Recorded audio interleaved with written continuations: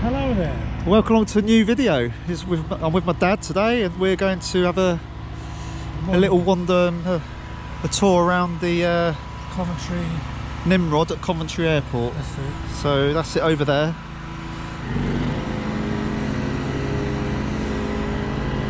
Nobody's told us where to go, but we're just... Let's just have a wander around the airport. And... There's an old Shackleton over there. Oh yeah.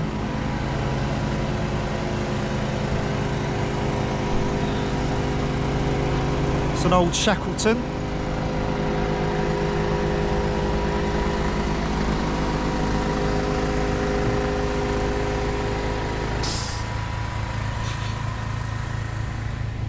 What's hiding in there? Oh look, Dad, there's one of our favourite planes in there, look. Oh, DC3. Let's go and have a look, come on.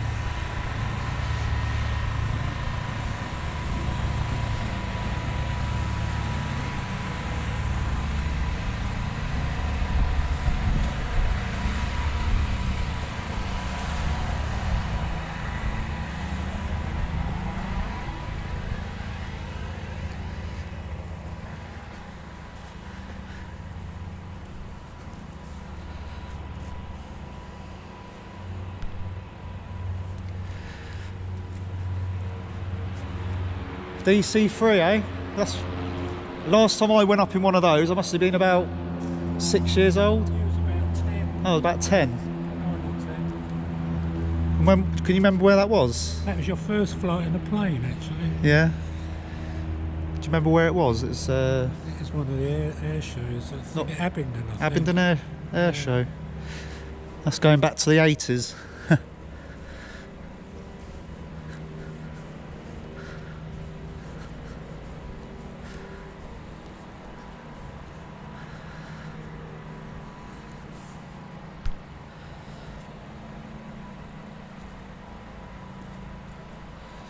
Right, we better go and wander over to this Nimrod.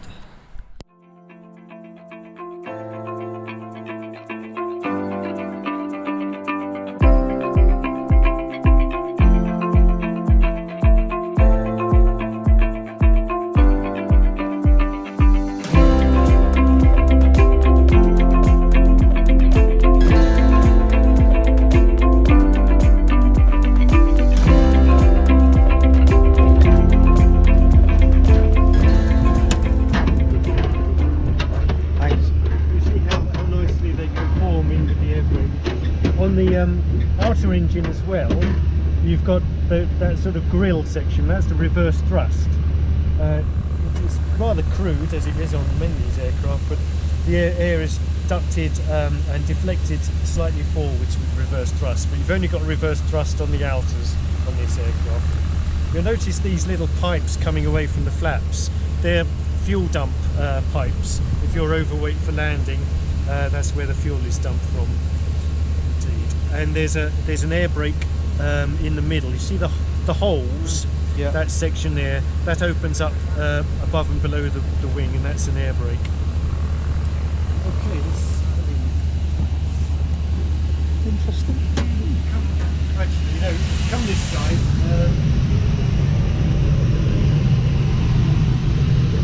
There's something very good.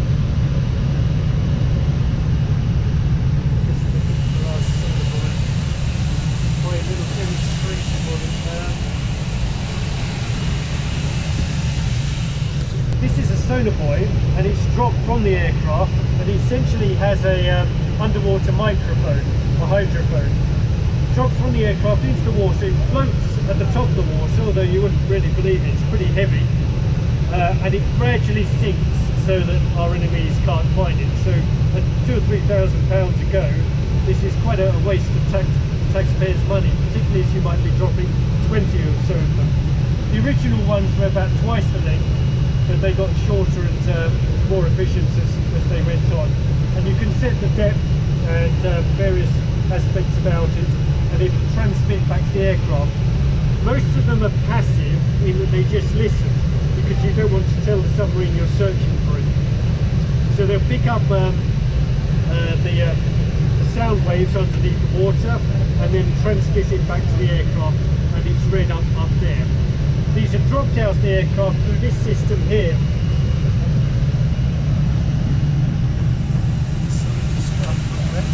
Oh, sorry, got a manual on, so I'll just have to shift that a second. And if you look at this, it's like a revolver, and the sonar buoys would go in there. They'd often be loaded up before the mission, but the mission may change, so the operator back here will have to put various sonar buoys in. There was a rack of them about where the shop is, like a big wine rack containing all these cylinders. And these would generally be dropped at around 200 feet altitude, so the aircraft's not pressurised at that point, so there's no problem with coming out of the fuselage. There is another port just underneath some of the boxes for a pressurised drop, but that was hardly ever used. The Nimrod mainly operates at a very low altitude over the sea. Oh, that's what it used to do then. Drop them out. I think, no, that's a good question. I think this is a later version. I think the original droppers were bigger and a different design. Is that with the bomb doors open that it dropped through? No, this is just after the bomb doors. There's something else. The bomb doors ends a little bit further up. Right. So this is coming out of the main part of the fuselage. Yeah. So, right, I'll put that back for a moment. Radar already, but what was added to it was really the computer processing. So instead of a black and white screen, you've now got a coloured screen showing you relief and things like that. Also, the computer could take out the clutter. When you're over the sea and you're looking for something small like a submarine, which may be just a conning tower or a periscope or something like that, you've got a reflection from that small object, which may be many miles away, but you've also got reflections from the waves, particularly in a high sea state. The radar doesn't know any difference, and it's showing you a cluttered screen full of reflections. The computer could take out the random reflections and just show you the consistent ones. So suddenly, in all this mist of reflections, you can see what's remaining steady, and that would usually be a man-made object. Are all these still working? Are they? No, unfortunately, no. This is a bit of a reconstruction here. This is what was called the Wescam. It's a camera that could do infrared and very high resolution zooming that was mounted on the starboard wing. And it was a later addition to the Nimrod. It replaced the searchlight really in its use. So they wouldn't have had a HP keyboard as such? No, I don't think so, no. Although, who knows actually. Yeah. I think that screen might be fairly accurate. Yeah. And I think these as basic screens or screen frontages may be accurate. We've tried to reconstruct it, but unfortunately the RAF had taken it out. Infrared is very useful, not just for seeing at night, but as you see from this picture of a ship, infrared shows you the heat signature, so you can see what's working on board the ship. And I think here black is hot, white is cold, so you can see the engines are running by the smoke coming out of the funnel, the cabin's busy, but you could also see perhaps certain bits of equipment might be in use, you know, where there's a black spot, there's a hot spot. So infrared is very useful, but the resolution of the camera was very good. This is the deck of I think a Russian trawler or some other Russian sort of supposedly merchant ship, and from 1.4 nautical miles away. So a very good zoom. Of course that flattens the perspective, but you can see what's on board this ship from quite a distance. So it's a very useful camera. Now the Nimrod back crew tended to be divided into two halves. Well, they weren't really halves, one was about a 2/3. They were dry men and wet men. The dry men looked at everything above the surface, so that's the radios, the radar, the Wescam, all things like that. And the wet men looked at what was under the surface, under the sea surface. And the wet men, the three operators sat here. So they operated the sonar system. And as we saw at the back, the sonar came from the sonar buoys, dropped from the rear of the aircraft, and they'll be transmitting back the acoustic signals from things under the water. And these came back as acoustic information. The Shackleton had similar systems, but far less computerized, and with the Shackleton they used to do paper printouts and then measure the acoustic frequencies. In the early Nimrod, I believe they did that, but the resolution and the computer power increased somewhat until you had charts like this. And this is actually an acoustic graph. So this is giving you information about what's under the water, and it looks quite random and unreadable, but I like to think of this as being like a piano keyboard. You've got pitches and, well, frequencies, fundamental frequencies and harmonics. And if you know about music, harmonics are the things that are mathematically related to a fundamental. That's why they sound good to our ears, because the wavelengths are mathematically divisible and they align with each other, and that sounds tuneful to us. Well, a submarine's propeller particularly is like a bell. It resonates, and if you hit a bell, it resonates with a fundamental frequency and then harmonics related to its vibration. If you hear Big Ben, you can probably pick out about 5 notes if you really discern it. And the same is true of a submarine's propeller. You've got a fundamental, and I'm not sure which is the fundamental, but it might be this strong one here, and then you've got harmonics, which may be do, do, do, do, things like that. And the propeller's vibrating in those frequencies. Propellers were often given odd numbers of blades, because if you have even numbers of blades, they're more likely to have a nice distribution of harmonics. With an odd number of blades, it disrupts the harmonics slightly. So you'll notice that submarine propellers particularly have odd numbers of blades. And from this, by measuring the frequencies and the characteristics of this, you could determine the class of submarine. And that would come from data that you had already and observations. So you could identify the submarine, or more particularly, if the submarine had a fault, like a propeller that's slightly off balance, you might identify not only that it's an Oscar submarine, but it's the Kursk or something like that, which is quite amazing, really.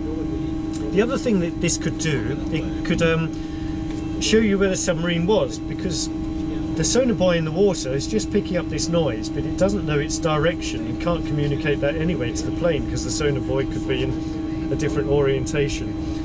But if you've heard of Doppler shift, have you heard of the word Doppler? Yes. Doppler was, I think, a German scientist back in the 19th century, and he noticed, I think it was the first time this had been officially noticed, that as objects passed you at high speed, their frequency dropped. It's like a siren thing, isn't it? That's right, yeah, indeed. So we hear it particularly with motor cars, the thing.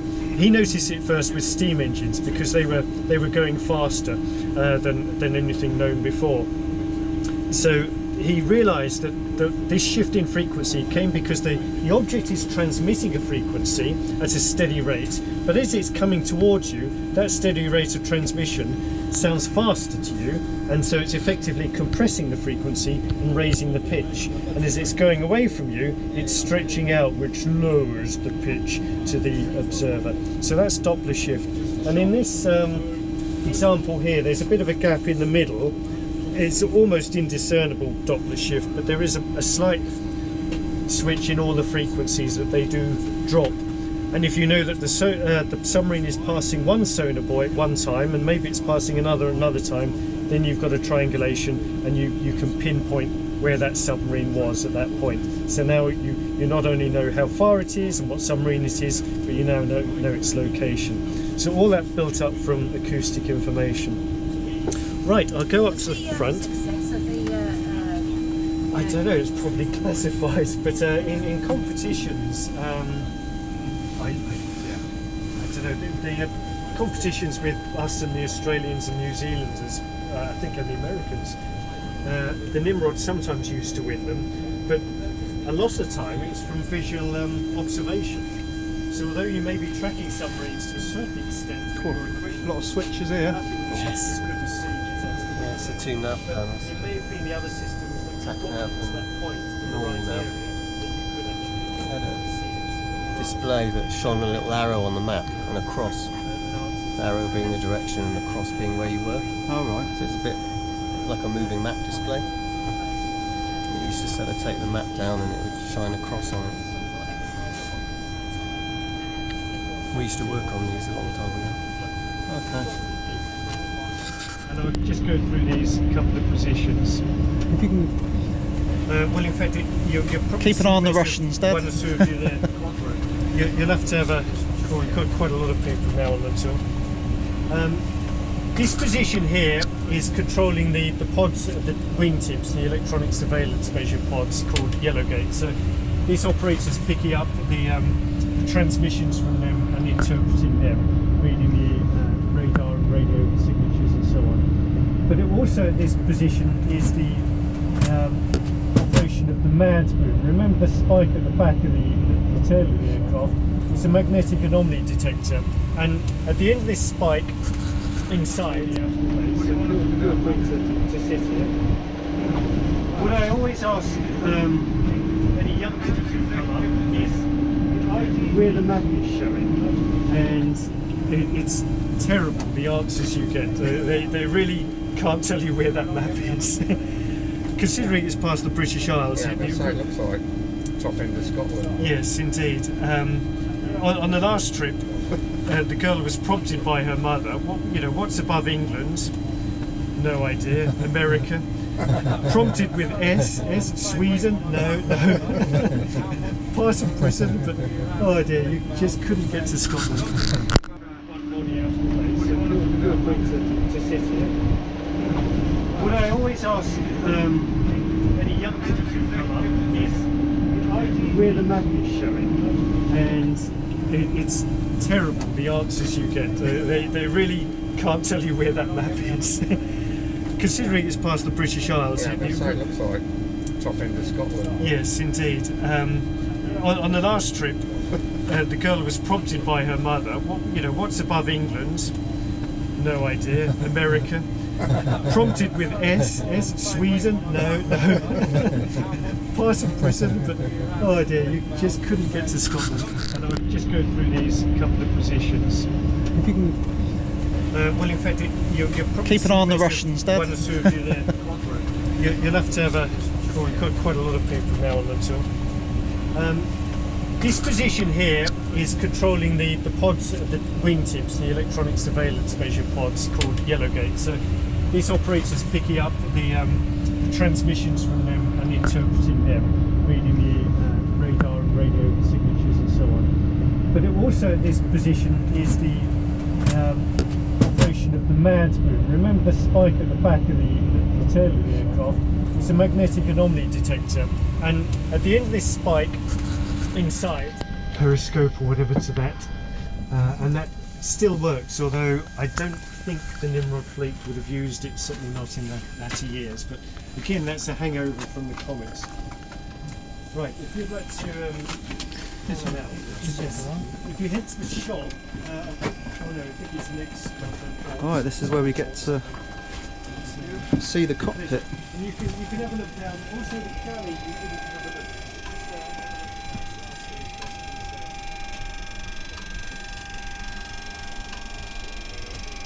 Let's get a nail for you, everybody else can.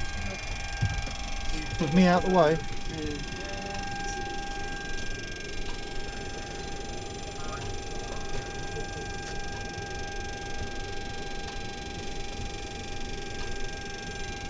Right, if you'd like to sit down, please take the front seat. Alright, let's go and take a seat.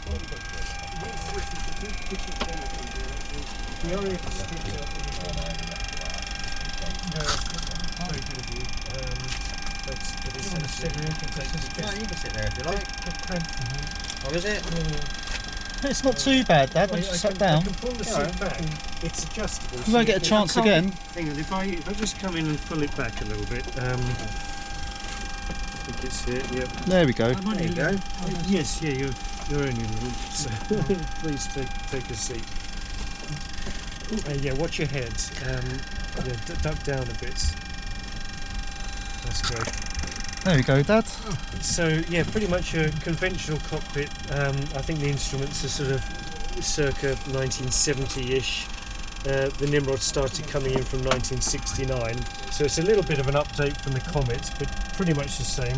The centre console is pretty much Comet-like, and very mechanical in the centre console. If you notice, the flap lever is this. You clip up and then you push it down to 60 degrees depending on what setting you want. But the actual indicator is this, this follower here, which is a mechanical follower, and that shows you where the flaps are. So as you push the lever down, this will follow it and settle and tell you where the flaps actually are to confirm that they have gotten to that position. The engine starting levers and fuel priming are these four at the bottom here. The engine's 1, 2, 3, 4 laid out in exactly the orientation that you would see them from here. 1 on the far left and 4 on the far right.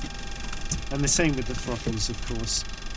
Throttles are here, and the reverse thrust are these levers, which I think you pull back. The fuse holder. Oh, is it? Yeah. No, it's not that one. We've just got you. Thank you very much. Thank you. Good to see you, Kevin. Now, I mentioned to you before that you could drop weapons, but it needed a voting system. The conventional switches for both pilot and co-pilot are there, and here's the nuclear switch. So if you want to take a picture of yourself pressing the nuclear switch, indeed, and we'll do a runner. Hold on. Indeed. There you go. That's your nuke switch. Very good.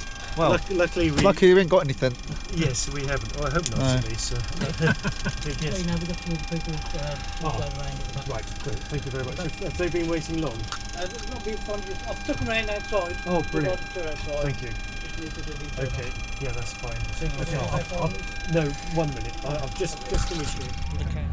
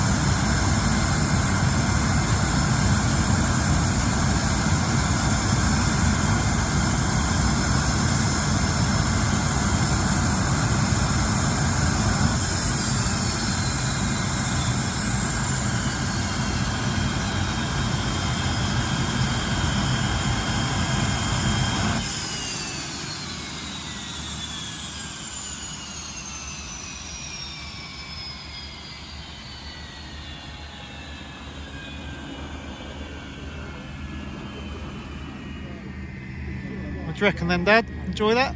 Super. Sounds as strong as my Ford Focus. That was excellent. I enjoyed that.